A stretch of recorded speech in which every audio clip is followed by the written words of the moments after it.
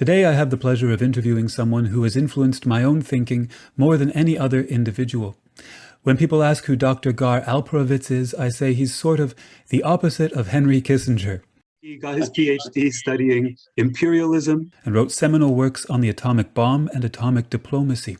He went on to help Daniel Ellsberg smuggle the Pentagon Papers to the press under codename Mr. Boston, a pivotal moment in ending the Vietnam War.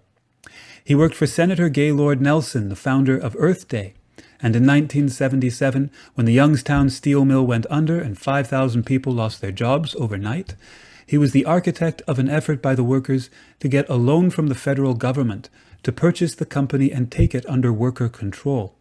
The government had to back out after the midterm elections, but Dr. Alperovitz took these lessons in industrial democracy forward, co-founding the Democracy Collaborative, a think and do tank building a democratic economy, which coined the phrase community wealth building. The Democracy Collaborative's unique integrated community wealth model was first used in one of the poorest parts of Cleveland, Ohio, to lift people out of poverty. This started about 13 years ago and is still going strong. Then was taken on a larger scale across the pond to Preston, England, which has subsequently been named the most improved city in the United Kingdom. He is one of the major thinkers of the political economy of the future. Dr. Alperovitz, thank you so much for being here today. Thank you for having me. Pleased to be with you. Before we jump in, I'm going to take a quick moment to contextualize this interview. Canada is about to see thousands of elections over the course of the next year at the municipal, provincial, and federal levels. These elections are taking place as we emerge from COVID, a situation which is unprecedented for recent generations and presents the very real prospect of relapsing back into some kind of recession over the course of the next election cycle. In addition, housing prices across Canada have been going up by 15 to 35% a year, depending on which city you live in. And after British Columbia saw the hottest temperatures on record in Canada, the town of Lytton simply burned to the ground. At the present moment, mainstream politicians are not speaking the language of community wealth, but people are looking at what their options are. So, as we look at what should be on the agenda, as we both rebuild things that we have lost and build what comes next, what is a community wealth building approach, and how is that fundamentally different from other forms of economic development? Well, community wealth building is as it sounds, an attempt to begin to build wealth under community ownership, one form or another, rather than big corporate ownership, rather than major. Some small businesses are always included in community ownership, but the notion is cooperatives are the most commonly known form.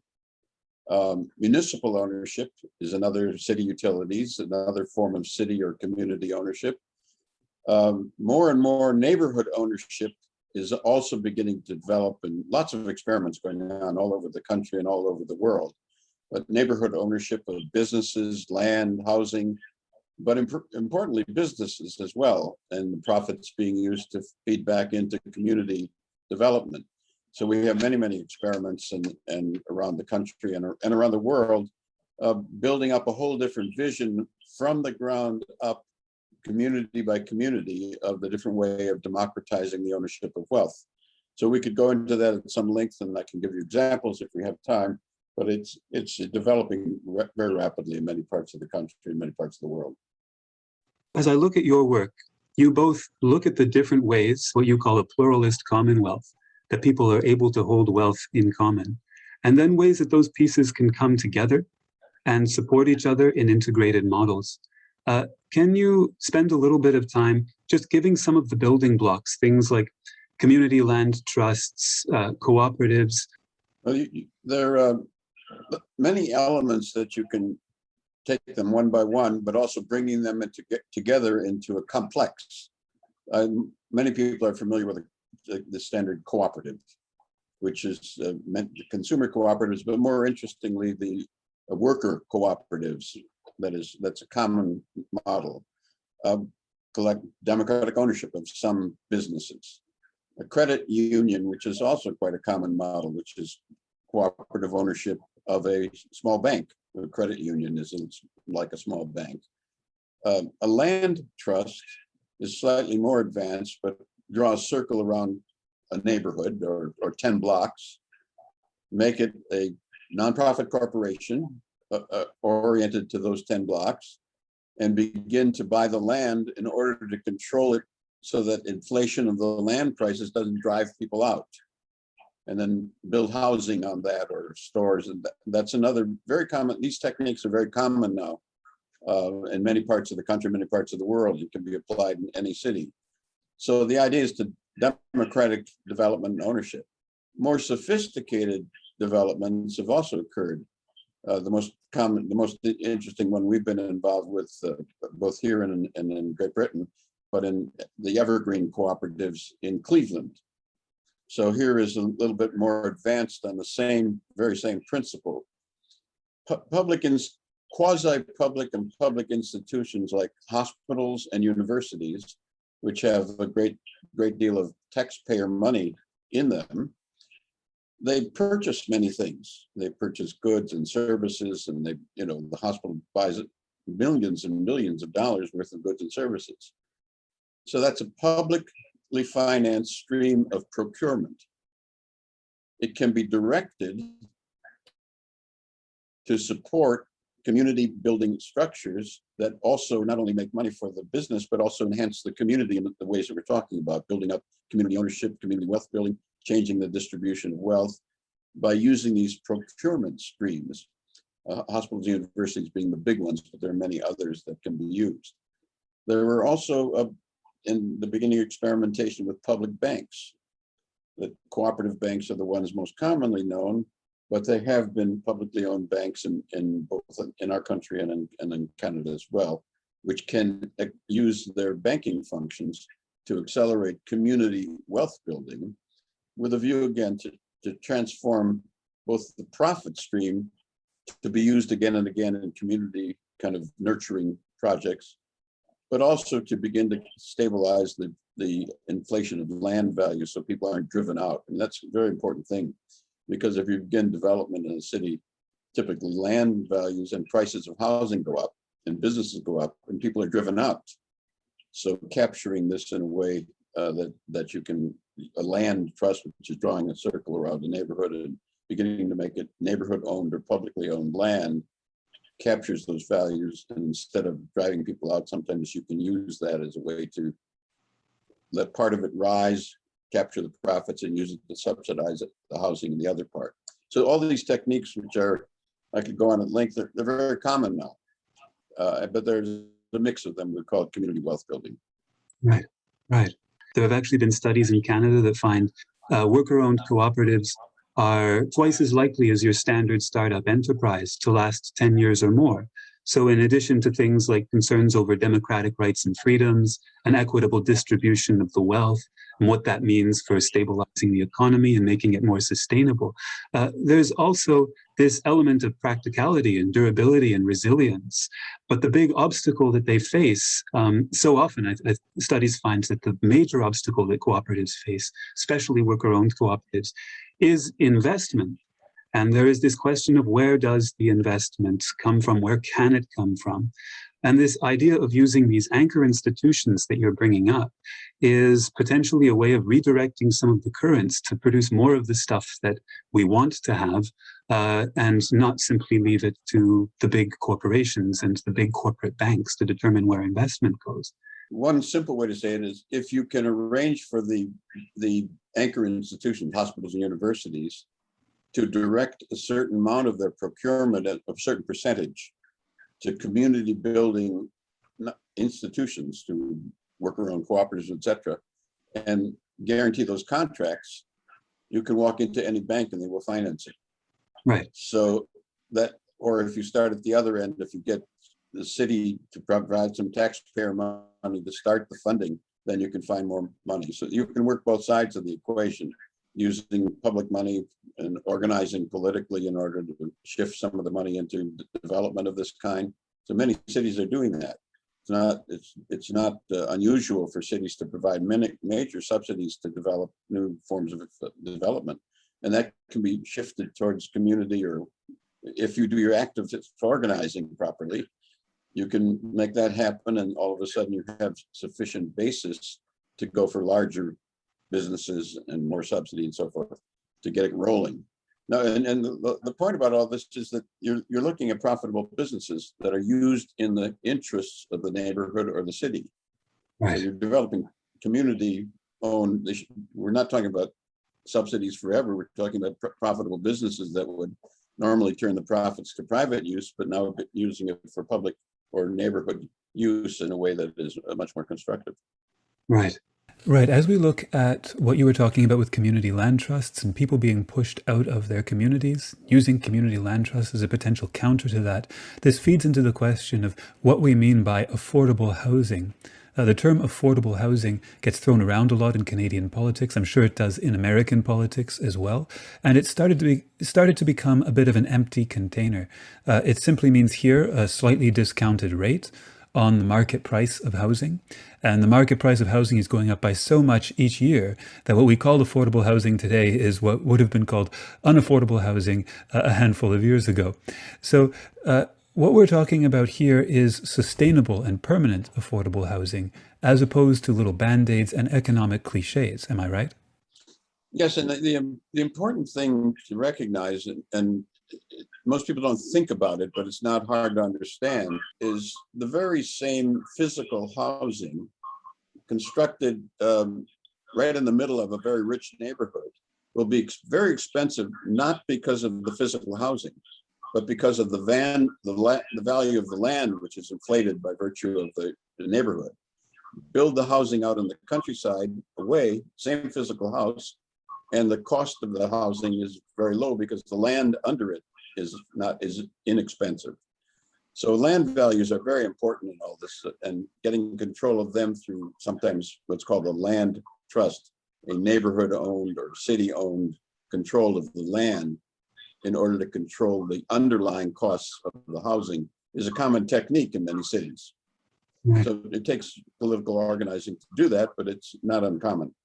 One of the things I've heard you speak about in other interviews is how the constant pushing of people out of their communities, making people move in order to support the economy, is an environmental cost. That when we see things like what's happened in Detroit and Cleveland, where over half the populations have had to leave, this is not an environmentally sustainable and responsible model of economic development. Can you speak a little bit to how community wealth building, in addition to helping to support the kind of jobs we want, better investment, better affordable housing, is also a way of being more ecologically responsible and sustainable? Well, that's a wonderful question and has many aspects. But one of the things people don't recognize, but if they begin to think about it, it's obvious. One of the things that's happening in many parts of the country are what I call throwaway cities. That is to say, a big company leaves behind the wreckage of displaced people, displaced housing, displaced factories, and then builds it someplace else. So ecologically, it's ridiculous because the costs of throwaway cities is obviously an enormous environmental cost and resource cost. So attempting to stabilize communities where they are, first is a saving in itself, but it also is the basis. If you have economic instability, it's very hard to do environmental organizing. So if you stabilize the community, then you have a chance to begin to look very seriously at the environmental costs and beginning to put restrictions on internalizing what the economists call about internalizing the externalities, so that the costs of smoke and dirt and dust and pollution are paid for by the creation of those, the people who create those things. But that requires stability, requires community organizing, requires concern with the environment. You can't do that if companies get up and move on to the next city day by day by beggar thy neighbor policies. So community stability is related to environmental stability as well. Can you speak to how some of the different pieces of community wealth building come together to form the Cleveland model, which is in some ways very straightforward, devilishly simple, but is also a little different than what most of us are familiar with when we talk about economic development. Well, this is in Cleveland, this is the Evergreen Corporation, which our group had something to do with building. And the idea is it's a very simple idea, but draw a circle around a neighborhood of 40,000, if you like, in Cleveland. In the particular model we're talking about, there are a number of hospitals and universities in that circle. Hospitals and universities have a lot of public money in them, and healthcare money in particular. So they buy a lot of services, and they buy a lot of goods, and a lot of furniture, they buy machinery, they buy lots of things. If you use that purchasing power to help create or nurture and stabilize local businesses, particularly worker-owned businesses or community-owned businesses, democratic structures, you have a very powerful capacity to change the nature of the surrounding community's industry. So instead of the profits flowing to one big company, you can build up community-based cooperatives and nonprofit corporations as a matter of choice, and just as efficiently, sometimes more efficiently. And then if you undergird that with a community land trust, see, the problem when you start creating prosperity is all the land values and the housing values go up. That's all land costs under the housing. The same physical house in the middle of a very high growth area and put it out in the country, the same house, much, much more expensive. It's all the land value under it. So if you stabilize that with a land of quasi-public or neighborhood-owned land so the prices don't go up, and use the purchasing power from these semi-public institutions like hospitals and universities to community-owned or worker-owned cooperatives and businesses, you can build the whole complex in a new way that is quite stable. And if you get stability, then you can do environmentally interesting things as well. So that's the sort of model. Now, this all sounds a little bit complex, but the fact is there's a lot of experimentation going on all over the United States and I think in parts of Canada as well, using these quasi-public streams of funding in a creative way. And then at the top, and also at the bottom, working with cooperatives and land trusts to building up economic capacities in a democratic way at the bottom, but connecting them with the funds that flow through healthcare systems, universities, education, and other systems at the top. And that's the process, building. And if you think about it as a historian, which I wear one hat, or looking forward, all of these are laying down new models, which over time can become the basis of a much larger politics and policy development. That if you look at the development of Canada or the United States, what are now conventional policies and banking policies and agricultural policy, they all began with experiments similar and analogous to the ones we're talking about. So rather than see them as one-off, the way to think about them is building models that can become the basis over time of more models, more sophisticated models, and then of policy and politics. So that's the process we've been exploring, and I think developing in certain parts of the country. Public banks are now something that the governor will propose. Now, that wasn't true 10 years ago, but now there's enough experience on the ground so that it's conventional enough that can be talked about. And that's the idea of normalizing all of these quite practical things so that people begin to think about them in a new way and take them seriously. Yeah, in Canada, it's interesting. In one of our most conservative provinces, Alberta, they actually have a $50 billion public bank. And so there is this degree in which the stuff that you're saying, the stuff that we're talking about is so straightforward that it can cut across a lot of the traditional political divides.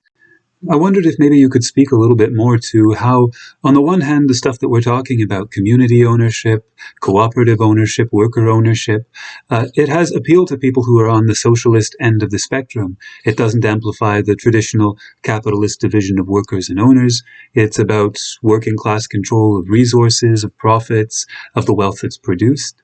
But on the other hand, when it comes to things like decentralization and local decision-making, stuff that's important to people who are on the more conservative end of the spectrum and are continuously let down by neoliberalism, which just keeps going towards monopoly and monopoly and monopoly, that trying to get to decentralization through neoliberalism has turned out to be a bit like trying to punch out a landmine. This potentially is a way forward that is less politically polarizing, that can maybe bring more people together in very polarized times. No, I think you're absolutely right, and it makes sense substantively. That is to say, it always makes sense to keep things as close to the ground as you can, where you can have decision making locally, and work your way up only if necessary to higher levels of city, state, or national, federal government, or provincial government. And that makes sense because that's where the action is. And if you begin that way, we found that the many conservatives respond positively to the local aspects of this.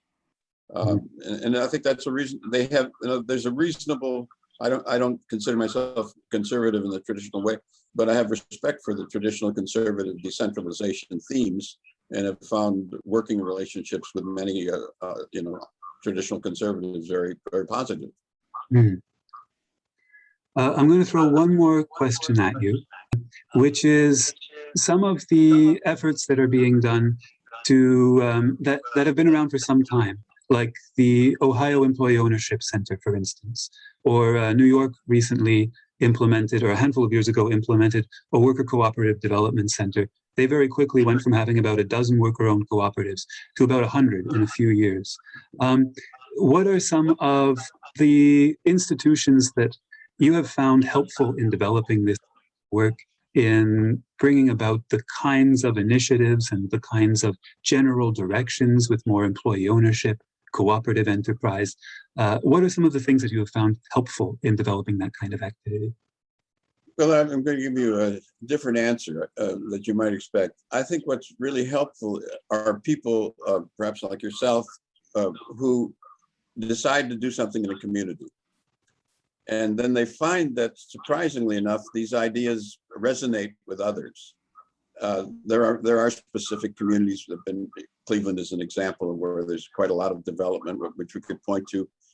In England, we've had very interesting developments in several cities, which we can point to, more sophisticated as they advance.